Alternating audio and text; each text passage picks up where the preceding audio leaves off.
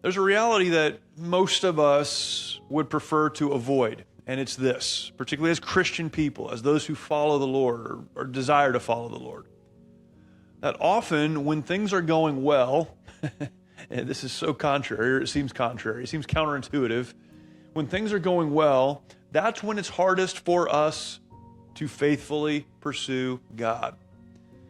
It's when difficulty comes into our lives that we have no other options and we're forced to lean into our relationship with God. I don't know why it's that way. I guess it's human nature, but it's a reality.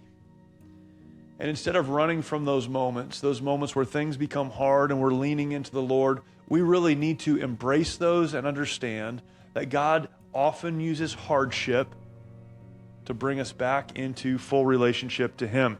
This is the Mighty Oaks Daily Devotional. My name is Jeremy Stallnecker, and we're going to look at a few verses today. Psalm 119, beginning in verse number 65. I'm going to read a few verses, 65 to 72. Here's what the psalmist says. Thou hast dealt well with thy servant, O Lord, according unto thy word.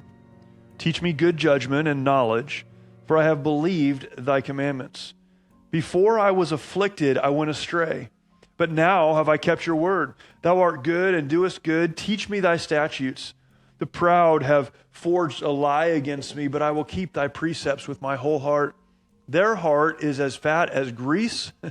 What a funny phrase. But I delight in thy law. Verse 71, it is good for me that I have been afflicted, that I might learn thy statutes. The law of thy mouth is better unto me than thousands of gold and silver. The point to be taken from this is very simple. Hardship sometimes leads to really knowing God.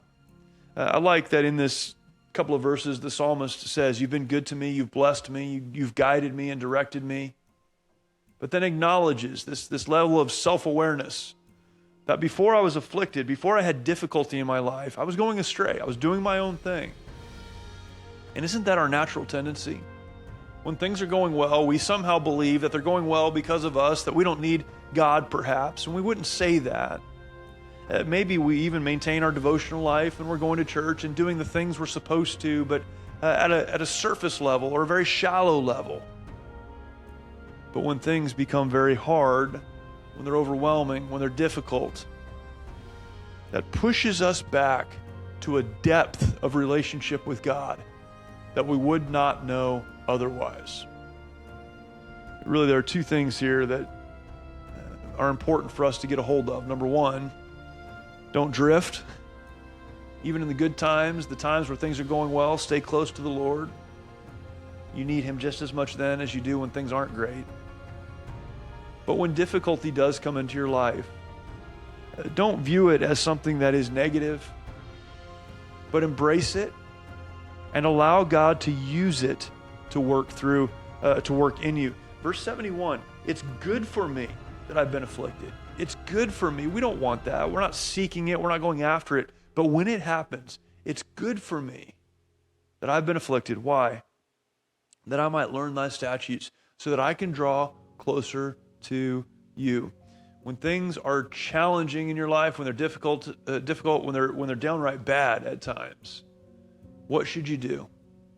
Use those moments that often present clarity and shut out the things that aren't important. Use those moments to learn the statutes of God, to draw closer to the Lord. Thank you for joining me today. I look forward to talking to you tomorrow for